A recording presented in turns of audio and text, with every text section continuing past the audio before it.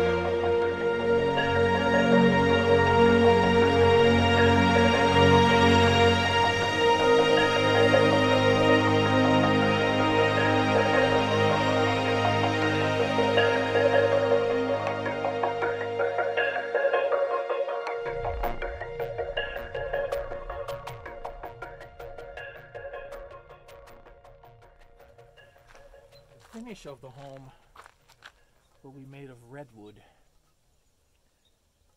which is a beautiful wood and it lasts 3 times longer than fir or other kinds of softwoods. And you stain it with a penetrating oil. That way you don't get peeling off lacquer over time. You just have to maintain it every couple of years. Like put a new coat on, and really goes into the wood fibers, and the exterior coatings, they have UV protection and all that, so it's not that much maintenance. I think you can paint the whole facade in a day, or like oil it in a day, and that's really all the maintenance you have on an Earthship, because the rest of it is just hill. I'm putting up plastic. It goes over the insulation and you tack it against the wood, and I reuse some old wrapping plastic from the insulation, so I've kind of made 4 layers of plastic. Building plastic and the wrapping plastic under that, just to get rid of some more trash and make it a little better. Over the plastic goes stucco netting, which will tack under the window here. Once the stucco netting is up, you have to put a little drip edge. You have to treat this tire wall under the window kind of as a roof. So a drip edge will go here. Above the drip edge goes all the mullions, and under the drip edge comes stucco.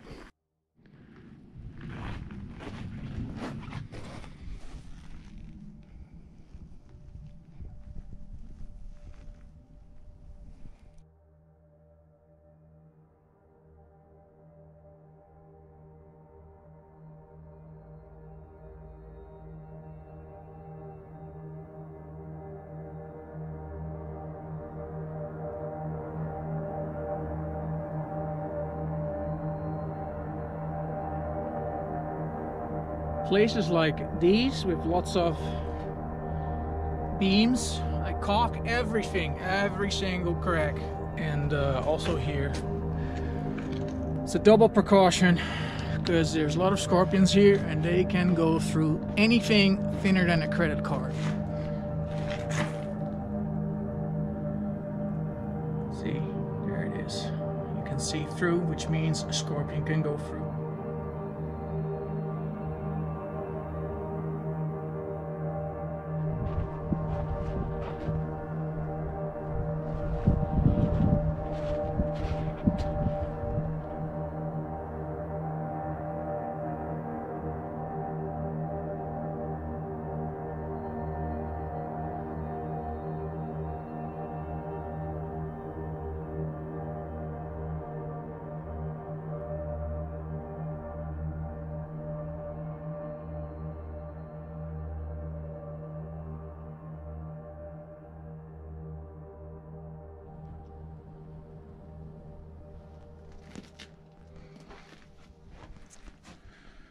You see what it looks like with the drip edge. So the drip edge is about 3/4 of an inch below the wood. And this space here, there will be a metal mullion cap with rubber behind it.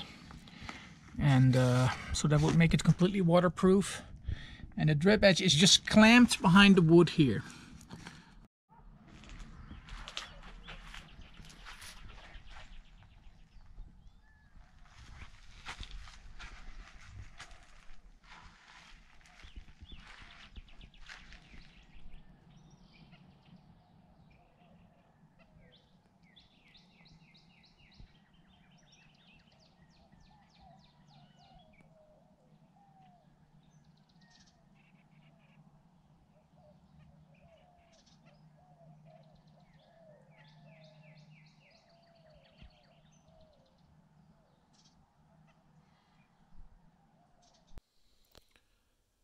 I wanted some more support for the front wall. Maybe I'm a little crazy, but I have a lot of smaller pieces of wood, and instead of like just blocking this part and put a 2x6, I just chose to make a beam of 4 2x6s. I will continue that beam part of the window to make the window a little smaller, so I get this massive support beam around the door. The windows are just 2x4s, and 2x4s, 2 feet on center, and yeah, it doesn't have to carry a lot of weight. I have to say, it looks a little strange to have like these 2x12 rafters and in these thin front support beams. If you want to do a perfect job or a good job for these hinges, because they're like flush with the wood, you need this piece here, a router mortise. And a router with a special router bit that has a little like wheel here that's 1/2 inch, and that way you can router them out perfectly. You also need a hole set. This is a Milwaukee thing to make the holes for the doors. They're standard size, 2 inch for the door holes and 1 incher for the side hole where the key lock comes out. Not that expensive. I think the kits like that, you pay $100, but you need it, otherwise it won't be pretty. Same for these things here. I had a special bit that I put on the side here to router this stuff out.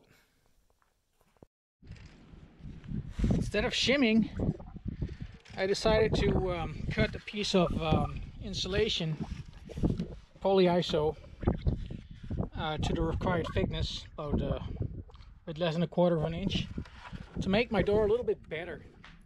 There it is.